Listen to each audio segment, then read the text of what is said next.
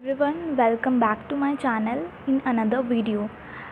आज इस वीडियो में हम डिस्कस करेंगे जर्नल एंट्रीज़, क्योंकि मैंने पिछली वीडियो में कुछ अकाउंटिंग टर्म्स बताई थी जो कि आपके लिए यूज़फुल होंगी इस वीडियो के लिए।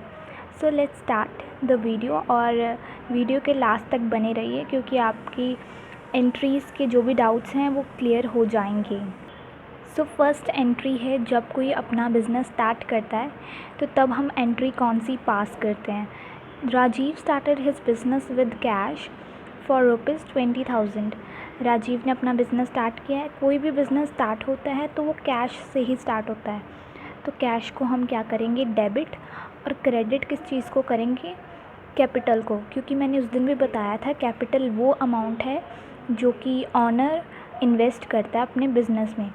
तो कैपिटल को हम क्रेडिट करेंगे और अमाउंट क्या होगी 20,000। अब इसमें स्पेशल क्या है कि जो एंडिंग हम करते हैं किसी भी एंट्री की वो एक नरेशन के थ्रू करते हैं। नरेशन इंडिकेट करती है कि जो एंट्री है वो किस चीज़ से रिलेटेड है। ठीक है, तो ये एंट्री किस चीज़ से रिलेटेड है कि बिज़नेस स्टार्ट किसने किया है, राजीव ने। तो हम क्या लिखेंगे, being business started by Rajiv. Second entry है, सेकेंड एंट्री है हमारी जब हम कोई एक्सपेंस पे करते हैं। अगर हम सैलरी पे कर रहे हैं वर्कर्स को या फिर एम्प्लॉयज़ को तो क्या आएगा, हमारा salary account debit to cash और बैंक अकाउंट।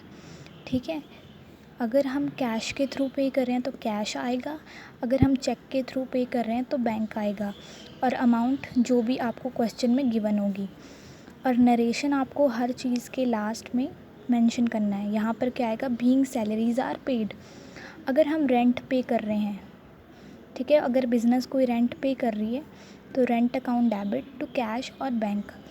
कैश इसलिए अगर वो कैश से पेमेंट कर रहा है, बैंक इसलिए कि वो अगर चेक से पेमेंट कर रहा है, जो भी अमाउंट होगी। थर्ड एंट्री है, Dinesh sell goods to Madhav. First option में अगर वो कैश में करता है सेल, और सेकंड है अगर वो उधार पे देता है गुड्स। ठीक है, तो हम क्या करेंगे, अगर दिनेश को गुड्स बेचने हैं माधव को तो फर्स्ट कंडीशन में सिर्फ कैश मिल गया है तो cash account debit to sale. Sale को हम क्रेडिट करेंगे, जो चीज़ मिल रही है उसे कैश मिल गया है सेल के थ्रू तो कैश को हम डेबिट करेंगे, और अमाउंट जो भी हमें गिवन होगी। आपको इसमें भी नरेशन लिखना है। देन अगर वो क्रेडिट पे सेल करता है तो क्रेडिट पे क्या आ जाएगा, उस पर्सन का नेम माधव, क्योंकि उसने अभी पैसे दिए तो है नहीं, तो वो हमारा क्या हो गया, डेटर बन चुका है, यानी कि हमें उससे रिसीव करने हैं पैसे। तो Madhav account debit to sale, ये होती है क्रेडिट के ऑप्शन में 20,000, जो भी अमाउंट हमें गिवन होगी क्वेश्चन में। यहाँ पर कैश इसलिए किया क्योंकि हमें कैश रिसीव हो चुका है, पर सेकंड एंट्री में हमने उसे उधार पे दे रखे हैं, यानी कि अभी उससे रिसीव करने हैं, तो इसलिए उसका नेम आ जाएगा। फोर्थ एंट्री है हमारी ओपनिंग एंट्री। ओपनिंग एंट्री वो होती है जैसे कोई बिज़नेस पहले से ही कंटिन्यू है तो वो अपना अगले साल में वही जो अमाउंट है वो कैरी फॉरवर्ड करेगा। अगर उससे पिछले साल में प्रॉफिट्स हुए हैं तो वो प्रॉफिट कैरी फॉरवर्ड करेगा आगे, या फिर उसने कोई एसेट परचेज़ किया है, या फिर उसकी कोई नई लाइबिलिटी अराइज़ हुई है तो वो भी उसे अगले साल में उसे शो करनी पड़ेगी अपनी बुक्स में। तो क्या होगा, एग्जाम्पल के थ्रू समझते हैं। Following balance appeared in the books of Vikas. Assets ये सारी दे रखी हैं और लाइबिलिटीज़ भी इतनी है। इस एंट्री में हम क्या करेंगे, बेसिकली हम एसेट्स को डेबिट कर देंगे और लाइबिलिटीज़ को क्रेडिट कर देंगे, जितनी भी अमाउंट्स हैं। तो अब हम क्या करेंगे, डेबिट का भी टोटल करेंगे और क्रेडिट का भी टोटल करेंगे। अगर तो डेबिट और क्रेडिट दोनों सेम है, यानी कि बैलेंस है दोनों, तो हम कुछ नहीं करेंगे। और अगर जैसे क्रेडिट साइड छोटी है, डेबिट साइड बड़ी है, तो क्रेडिट साइड को बैलेंस करने के लिए हम एक अकाउंट ओपन कर देंगे जिसे कैपिटल अकाउंट कहते हैं, ताकि वो चीज़ बैलेंस हो जाए। तो हम उतना अमाउंट यहाँ पर डाल देंगे ताकि ये वाली साइड और ये वाली साइड दोनों इक्वल हो जाए। नेक्स्ट है परचेज़ की एंट्री।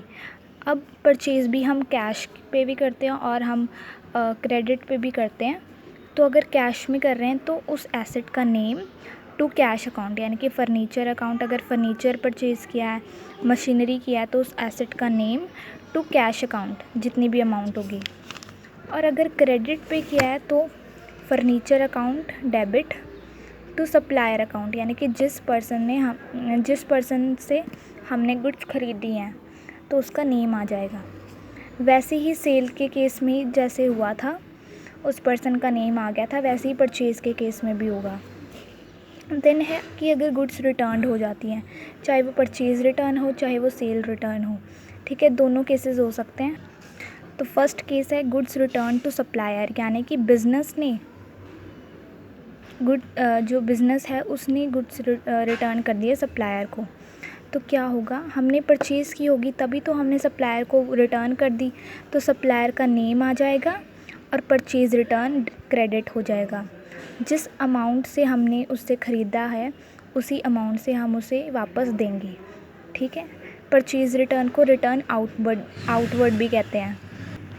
बी पार्ट क्या है कि जब गुड्स रिटर्न्ड बाय कस्टमर, यानी कि जब हमने सेल की कस्टमर को, अगर उसे गुड्स में कोई डिफ़ेक्ट होगा तभी वो रिटर्न कर रहा है, यानी कि वो बिज़नेस के लिए क्या हुई, सेल रिटर्न।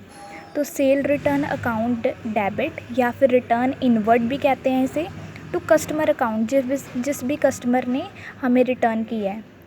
तो ये सारी जो मैंने आपको 5 टाइप की एंट्री करवाई है, फर्स्ट जब बिज़नेस हम स्टार्ट करते हैं, सेकंड मैंने आपको करवाई जब हम कोई एक्सपेंस पे करते हैं, थर्ड मैंने करवाई जब हम कोई सेल करते हैं, फोर्थ मैंने करवाई जब ओपनिंग एंट्री होती है, फिफ्थ परचेज़ वाली करवाई और सिक्स्थ ये वाली करवाई, गुड्स रिटर्न्ड वाली।